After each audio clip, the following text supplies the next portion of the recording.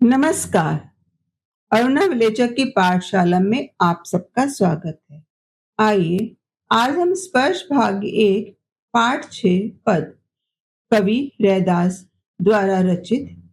आइए आज हम इसके बहुविकल्पीय प्रश्नोत्तर पर चर्चा करें। यहाँ आपके पास प्रत्येक प्रश्न के लिए 4 विकल्प दिए गए हैं। आपने उनमें से सही विकल्प को चुनना है और जो विकल्प आप चुन रहे हैं उसके बारे में आप मुझे कमेंट में साथ साथ अवश्य बताते जाएंगे। पहला प्रश्न है, प्रभु जी तुम चंदन हम पानी प्रस्तुत पाठ के कवि का नाम बताइए। 4 विकल्प है यहाँ पर, कबीर, रसखान, रैदास और रहीम। सही विकल्प आप चुनेंगे और साथ में कमेंट में बताते जाएंगे।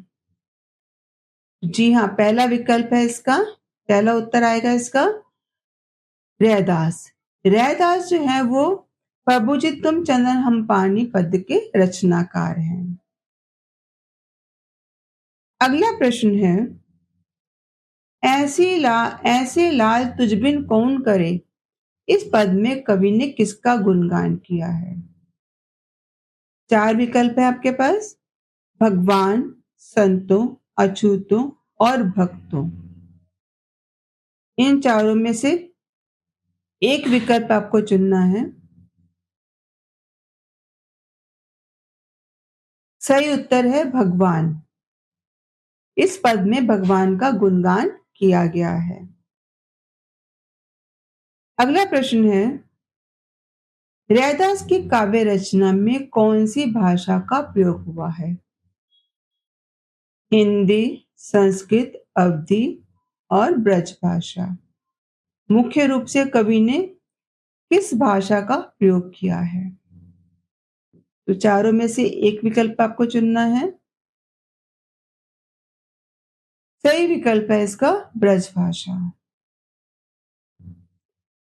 प्रश्न 4, कवि रैदास ने पद में किसकी रट लगने का वर्णन किया है। उनको रट लगी थी ना, तो कह रहे किसकी रट लगने का वर्णन यहाँ किया गया है।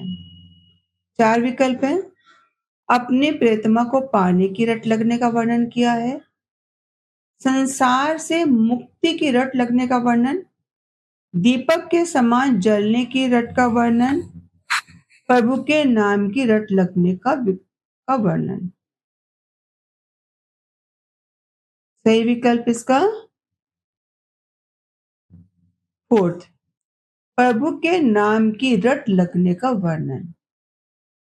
आपके जितने उत्तर साथ साथ आते जाएं सही, आप अवश्य जो है कमेंट पे लिखते जाएंगे कि आपके कितने उत्तर सही निकले। प्रश्न 5, यदि भगवान बादल है तो भक्त क्या है। 4 विकल्प है, पानी, मोर, चकोर और बत्ती। यदि भगवान बादल है तो भक्त क्या है, मोर। सही उत्तर है इसका मोर। प्रश्न 6, किस धातु को शुद्ध करने के लिए सुहागा प्रयोग किया जाता है।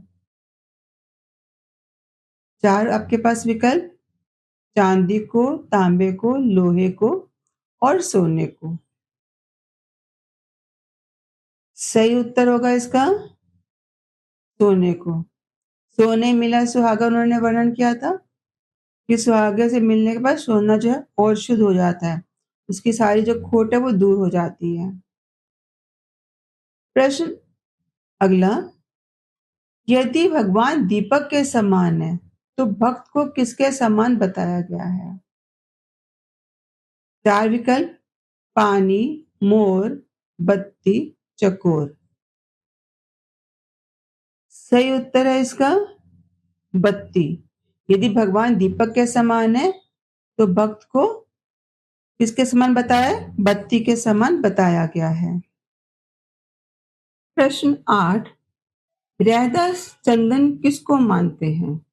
4 विकल्प है, स्वयं को, परमात्मा को, चंदन के वृक्ष को, कीमती वस्तुओं को।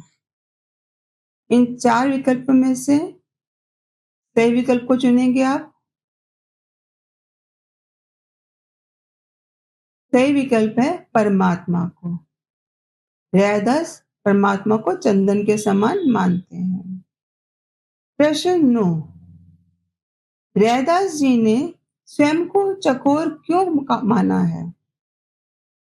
विकल्प, क्योंकि वह चांद की किरणों से शक्ति पाता है, क्योंकि वह चांद के प्रति अटूट प्रेम का भाव रखता है, क्योंकि वह चांदनी में भीगना चाहता है, क्योंकि वह हमेशा पूर्णिमा की कामना करता है।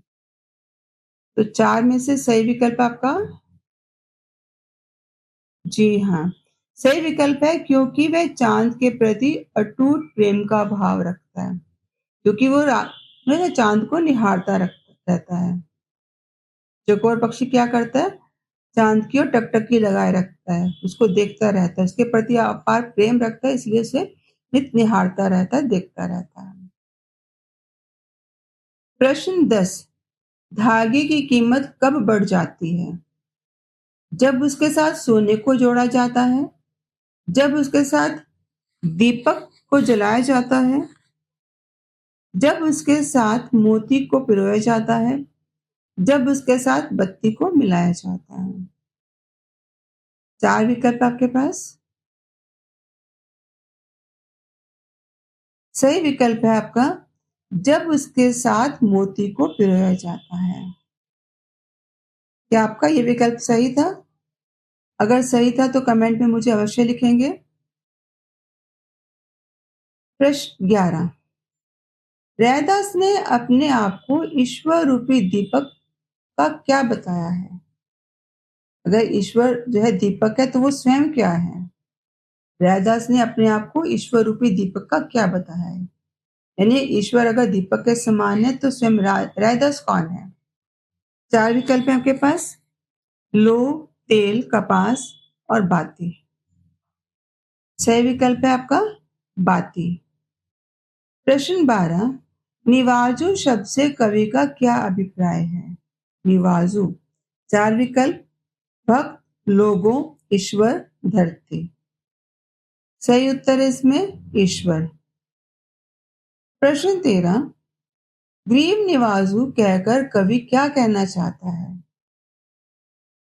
4 विकल्प आपके पास, मेरे प्रभु सब पर समान भाव से कृपा करने वाले हैं, मेरे प्रभु दीन दुखियों पर सदैव दया करने वाले हैं, मेरे प्रभु ज्ञानी और दयालु हैं, मेरे प्रभु सभी गुणों से संपन्न हैं। आपको इनमें से एक उचित विकल्प चुनना है।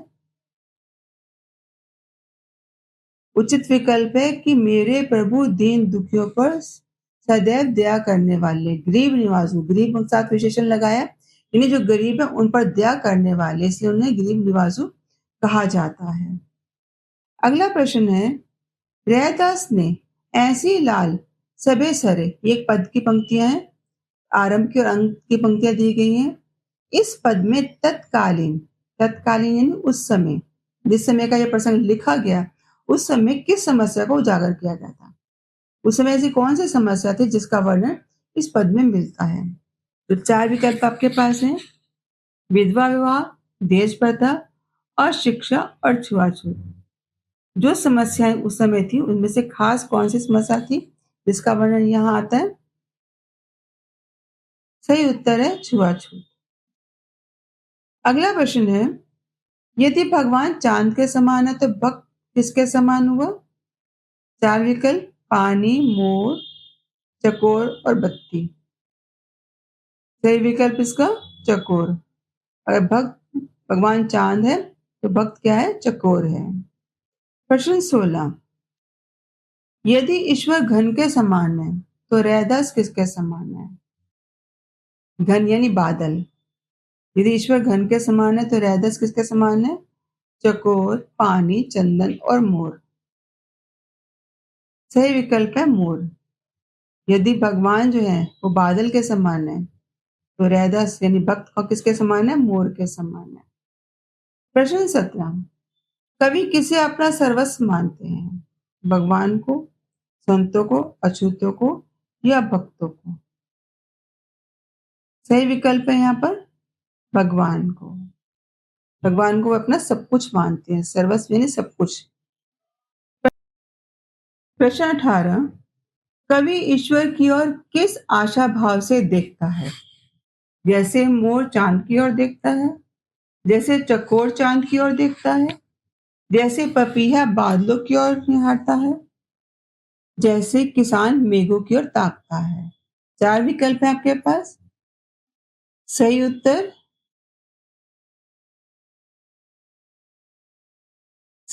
है इसमें जैसे चकोर चांद की ओर देखता है। प्रश्न 19, रैदास ने निम्न में से किस कवि का उल्लेख अपने पद में नहीं किया? उन्होंने अपने पद में कुछ कवियों के नाम दिए थे, इन निम्न सबको ताड़ दिया आपने, उसमें 4 पद, उसमें नाम आए थे कुछ कवियों के। 4 विकल्प है आपके पास, कबीर, बोधा, नामदेव और सदनाम। तो किसका नाम उन्होंने नहीं लिखा इस पद में, किसका उल्लेख नहीं हुआ? सही विकल्प है आपका बोधा। कबीर का, नामदेव का और सदना का नाम उन्होंने अपने पद में लिखा है। प्रश्न 20, ईश्वर द्वारा सिर पर छत्र रखने से क्या अभिप्राय है? उन्होंने छत्र धारण कर दिया, छत्र रख दिया सिर पर, इसका मतलब क्या हुआ? यानी मनुष्य को जिम्मेदारी का काम सौंपा जाता है, या प्रभु भक्ति के कारण समाज में भी सम्मान बढ़ जाता है, प्राप्त जाता है मनुष्य को, या मनुष्य को वास्तविक स्थिति से अवगत कराया जाता है, अथवा मनुष्य को धरती का राजा बनाया जाता है। तो 4 विकल्प में से सही उत्तर आपका खा भाग इसका। प्रभु भक्ति के कारण समाज में भी सम्मान प्राप्त होता है व्यक्ति को। अगर प्रभु का हाथ किसी के सिर पर आ जाए, प्रभु किसी पर छत्र रख दे, अपनी शरण में ले ले, तो उस व्यक्ति को प्रभु भक्ति के कारण समाज में भी सम्मान मिलने लग जाता है। प्रश्न 21, रैदास स्वयं को क्या मानते हैं? ईश्वर का सखा, ईश्वर का पुत्र, ईश्वर का दास या ईश्वर का सहचर? 4 विकल्प है। सही उत्तर है ईश्वर का दास। प्रश्न 22, गोविंद शब्द का प्रयोग रैदास के पद में किसके लिए हुआ है? ईश्वर के लिए, गुरु के लिए, स्वयं कवि के लिए, अन्य कवियों के लिए? सही विकल्प चुनेंगे आप इसमें से। उत्तर है ईश्वर के लिए। प्रश्न 23, किसके नाम स्मरण से जीव संसार रूपी सागर को पार कर जाते हैं? माँ का, पिता का, हरि का या गुरुदेव का?